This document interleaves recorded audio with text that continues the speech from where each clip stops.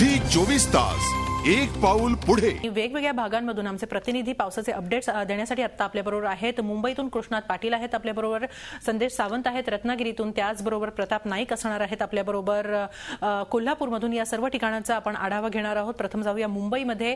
मुंबईत कृष्णात पाटील आहेत आपल्याबरोबर। कृष्णात, काय सांगशील? आज दिवसभर पावसाने धुमाकूळ घातलेला आहे। मुंबईकरांना याचा विशेष त्रास सहन करावा लागला, ते म्हणजे रस्ते वाहतूकही मंदावली आणि रेल्वे वाहतूकही मंदावली। सध्या काय स्थिती आहे?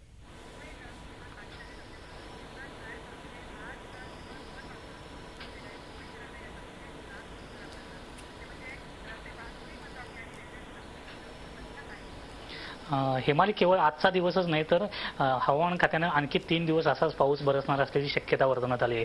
त्यामुळे मुंबईकरांना उद्यापासून कामावर बाहेर पडताना योग्य ती काळजी घेणं गरजेचं आहे। कारण असाच जर पाऊस सुरू राहिला तर 26 जुलैची पुनरावृत्ती पुन्हा होऊ शकते।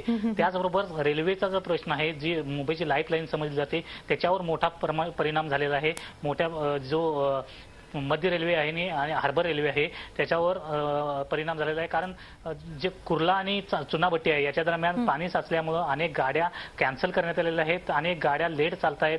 त्यामुळे सीएसटी स्थानकावर मोठ्या प्रमाणात गर्दी आहे, दादर स्थानकावर मोठ्या प्रमाणात गर्दी आहे। त्याचबरोबर रस्ता वाहतुकीचा जर विचार केला जाता, रस्ता वाहतुकीचा वेस्टर्न हायवेवर आणि ईस्टर्न हायवेवर वाहतूक आहे ही जी मंद दिशेने जात आहे। त्याचबरोबर या ठिकाणी जी दक्षिण मुंबईतली अनेक सखल भागात पाणी साचल्यामुळे जी वाहतूक आहे ती रस्त्यावरची वाहतूक नक्कीच पावसाचा कहर आज मुंबईकर अनुभवत आहेत। कृष्णात असेच राहा आमच्याबरोबर।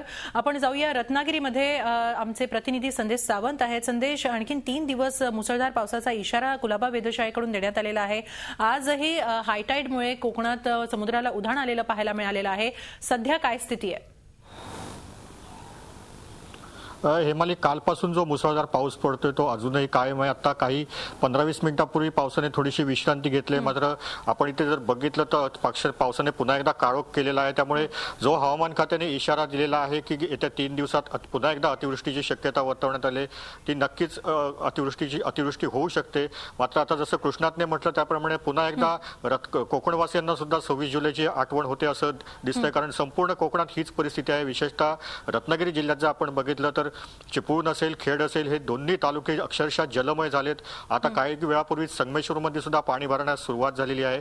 त्यामुळे एकूण जर चित्र बघितलं आणि येणाऱ्या 3 दिवसात जर खरोखरच अतिवृष्टी झाली तर मात्र रत्नागिरीकरांचे हाल फार वाईट होणार आहेत। झी 24 तास एक पाऊल पुढे।